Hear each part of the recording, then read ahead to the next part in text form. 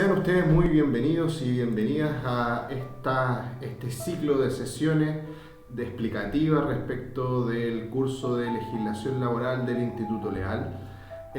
A lo largo de estas sesiones buscaremos ir desarrollando distintas temáticas que se tocan a lo largo del curso de legislación laboral a fin de poder entregar una visión práctica, una visión explicativa y didáctica que les haga posible acceder de mejor manera a los contenidos que se exponen en este curso.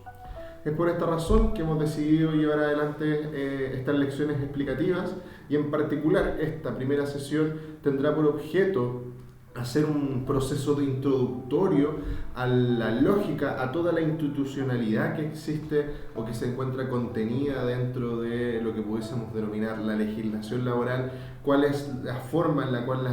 la normativa que se encuentra contenida dentro de esta interactúa y cuáles son las principales características. Así es que sin mayores introducciones y mayores preámbulos pasaremos a desarrollar cuáles son los contenidos principales de este curso. En primer lugar, debemos hacer mención que la legislación laboral y, como veremos particularmente, el derecho del trabajo y el código del trabajo mucho más específicamente, lo que pretenden obviamente es regular estas relaciones entre trabajadores por una parte y entre empleadores por otra. Pero no se limita única y exclusivamente a hacer una normativa que pretenda regular estas relaciones en un sentido estricto, sino que va incluso un poco más allá y tiene una finalidad protectora, tiene una finalidad tutelar de la dignidad de la persona y también de los derechos fundamentales de los trabajadores.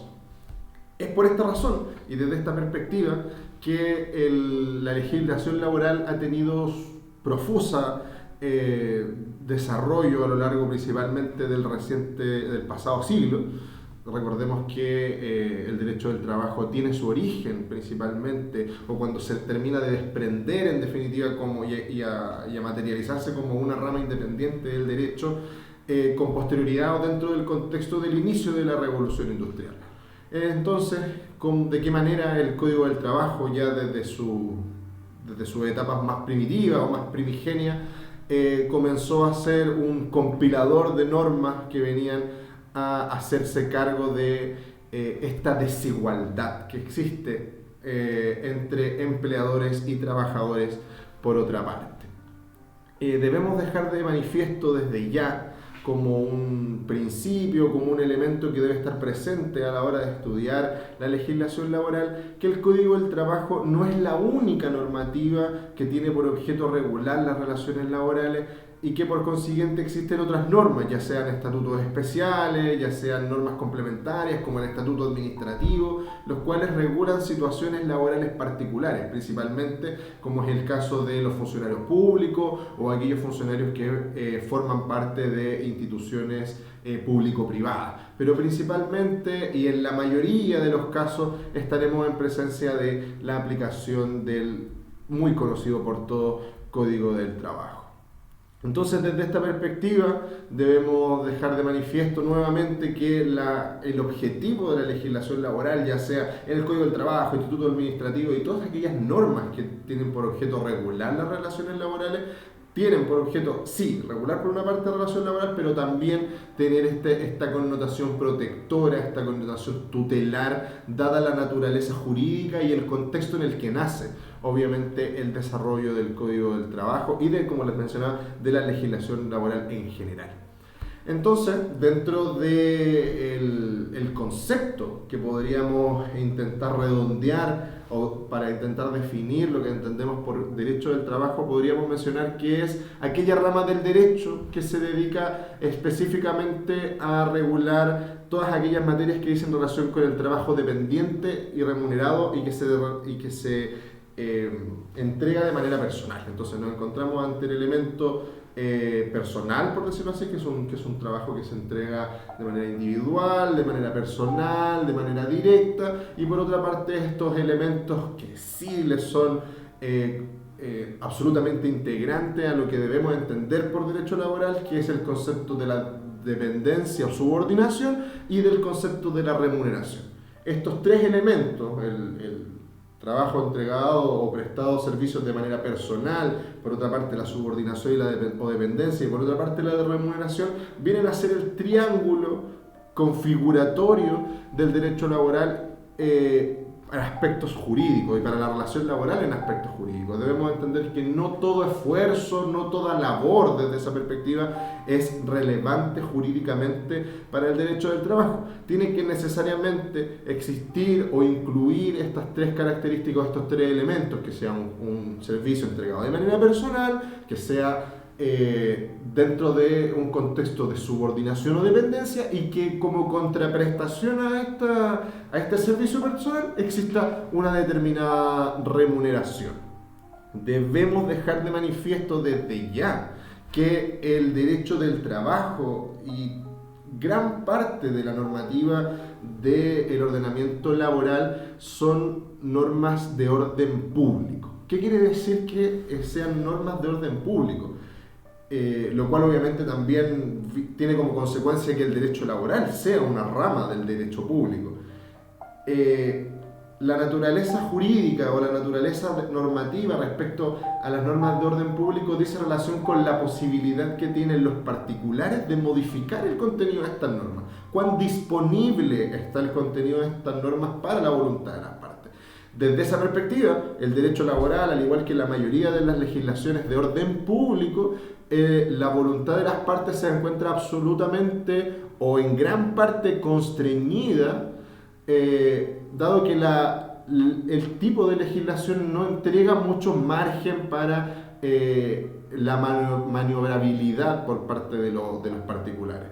Distinto es el caso, por ejemplo, del derecho civil, que está en la antípoda del derecho público, que es el derecho civil por definición, donde en el derecho civil nosotros podemos hacer, disponer, acordar, donde la autonomía de la voluntad y el consentimiento de las partes es amo y señor para la construcción, en definitiva, de las realidades jurídicas.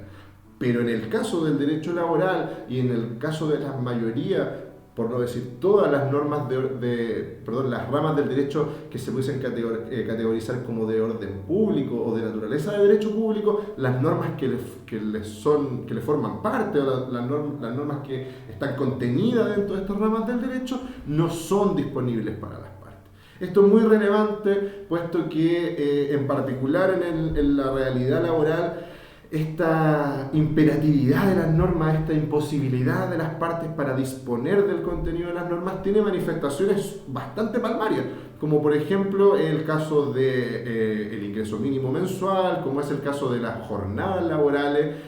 como es el caso de los subsidios determinados a determinadas enfermedades,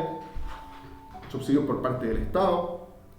Todas estas normativas, en la inmensa mayoría de ellas, se encuentran incorporadas en el contrato de trabajo, aun cuando las partes no hagan mención de ellas.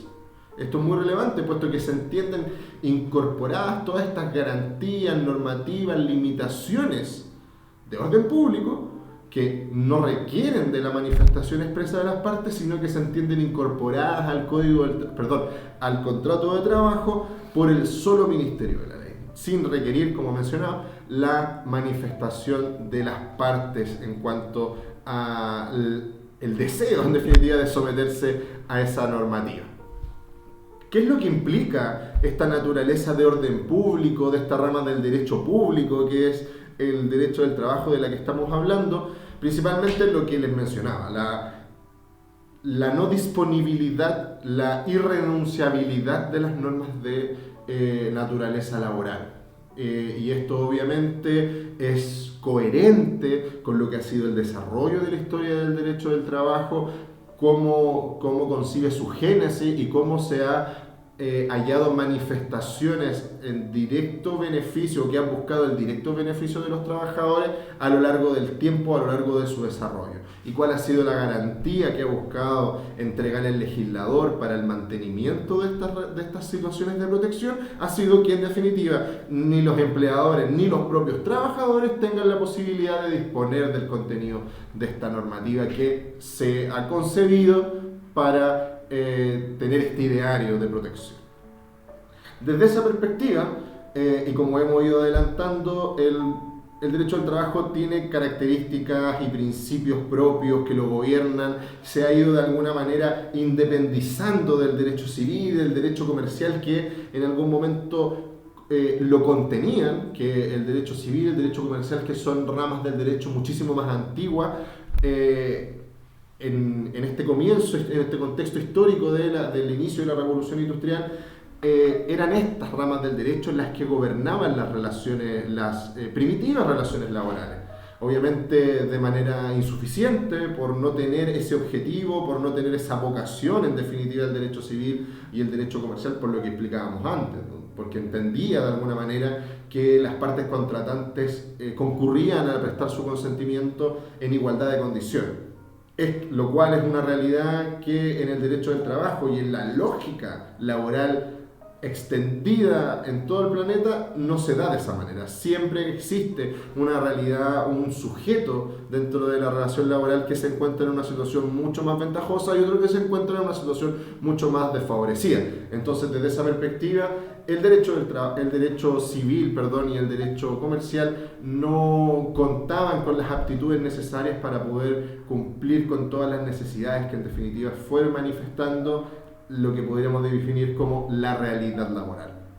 Entonces, desde esa perspectiva, debemos mencionar que el derecho del trabajo es un derecho moderno, es un derecho que está en constante evolución. Normalmente vemos de qué manera el derecho del trabajo se hace cargo de las modificaciones en la sociedad, de las modificaciones en la realidad. Lo vimos hace unos pocos años atrás con la puesta en marcha o la puesta en funcionamiento de la posibilidad o de la regulación del préstamo de servicio a través de jornadas telemáticas. El teletrabajo, la protección e inclusión de personas con discapacidad, la denominada ley Carín. Esto es un derecho que está constantemente nutriéndose de distintos elementos que tienen como foco central la protección en definitiva de los trabajadores. Desde esa perspectiva podemos mencionar, solo a modo ejemplar, algunos principios que gobiernan en definitiva la normativa laboral, entre los cuales encontramos el favor trabajador o el principio indubio pro operario, la irrenunciabilidad que les mencionaba antes respecto del contenido de las normas del derecho laboral, lo que se denomina como el principio de primacía de la realidad, donde lo que hace es entregar un mandato a los tribunales de cara a hacer prevalecer la realidad de la relación laboral, aun cuando ésta no se haya encontrado formalizada o no se haya cumplido con los trámites legales para ponerla en funcionamiento, por decirlo de alguna manera.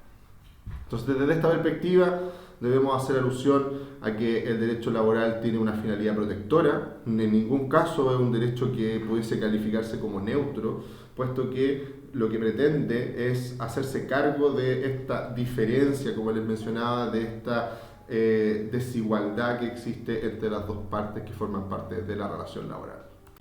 Y es por esta misma razón que el derecho laboral ha tenido también un profuso desarrollo a nivel internacional, donde una de las principales manifestaciones de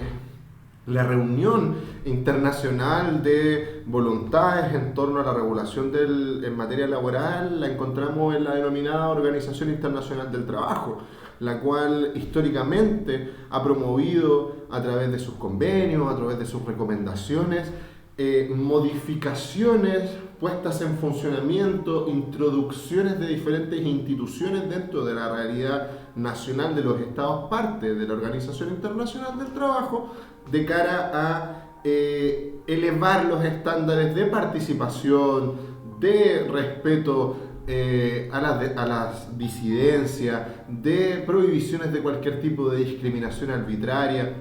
de cara a hacer eco entre esta